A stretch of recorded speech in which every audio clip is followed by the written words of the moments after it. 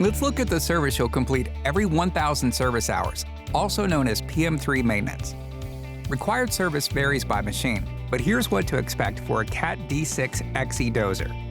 Before you get started though, check your operation and maintenance manual for proper safety procedures and always wear appropriate personal protective equipment. First, move your machine to a dry, level surface. Let it coast to a stop, because this will help later when checking track tension. Put your machine in park, lower implements to the ground, and lock out the hydraulics. Walk around your machine to look for any leaks, rust, or other damage. For all maintenance, you can order everything you need at parts.cat.com. Enter your machine serial number to see which parts you need for your machine. This is also where you can find the self-service options for your equipment.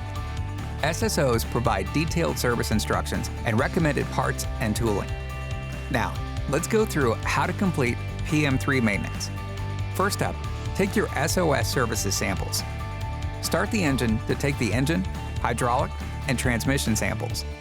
They all need to be taken while the engine is running and the compartments are at operating temperature. On the right side of the machine, take the oil samples for the engine, hydraulics, and transmission. Now you can turn off the engine and take the samples from both final drives. Next, shut off the D6 XE electrical system so you can safely inspect it. Check enclosures, cables, harnesses, and ground straps and cables. Replace missing hardware, clean off built-up debris, and make any necessary repairs. Next, you'll change the engine oil. Open the cover under the machine, open the plate in the belly pan, and drain the oil. While that's draining, head to the back of the machine and shut off the fuel valve. Drain any sediment from the fuel system into a suitable container for proper disposal. Now, find the fuel filters in the left side engine access door. Open the primary filter drain valve and capture fuel in a suitable container for proper disposal. Remove the primary filter and old seal and wipe off the base with a clean cloth. Coat the new filter seal with clean diesel, but never pre-fill your filters. Place the new O-ring and install the new primary element by hand. Repeat those same steps for the secondary elements. In this same compartment, wipe around the engine oil filler cap and oil level check, and remove the cap to clean it. Find your battery access cover on the left side of the machine. Wipe down the batteries and look for any signs of leaking or damage. Also check that the terminals are secure. Next, enter the cab to check the recirculating air filter. Remove the filter and replace it if it's dirty or damaged. Inspect the track shoes on both sides for loose bolts and other damage. Now you'll check the tension of the tracks using a string and measuring tape. Stretch the string over the grousers from the sprocket to the front idler. Measure at each of these dips you see in the track. Average the two measurements and check that value against your OMM.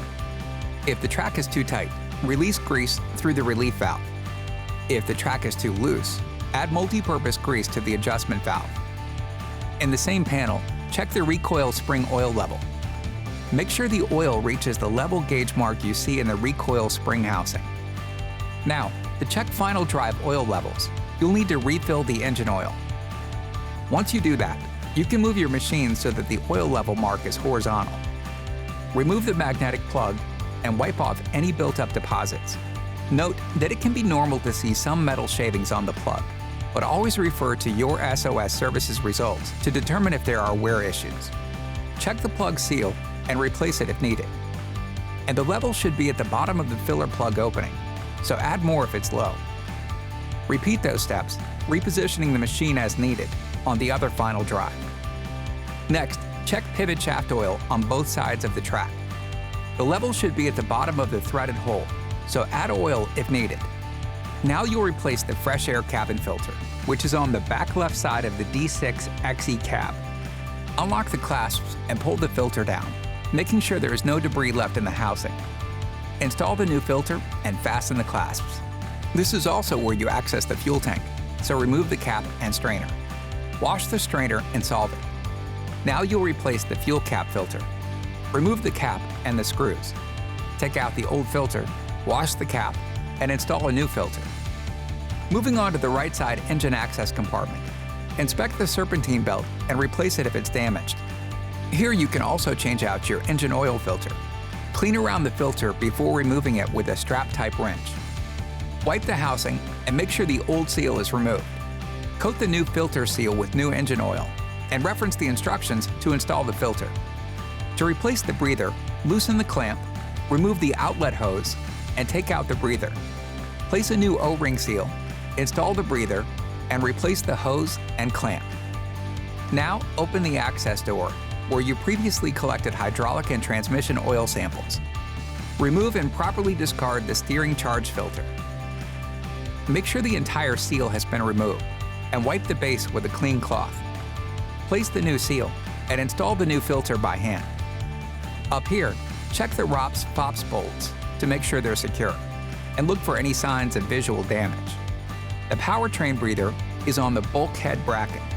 Clean it or replace it if needed. If your machine is equipped with a winch, replace the oil and lubricate the roller and fair lead assembly. If you noted any damage or other issues, be sure to service your equipment and make sure all compartments, guards, and ladders are back in operating position. Turn the electrical system back on to complete your PM3 service.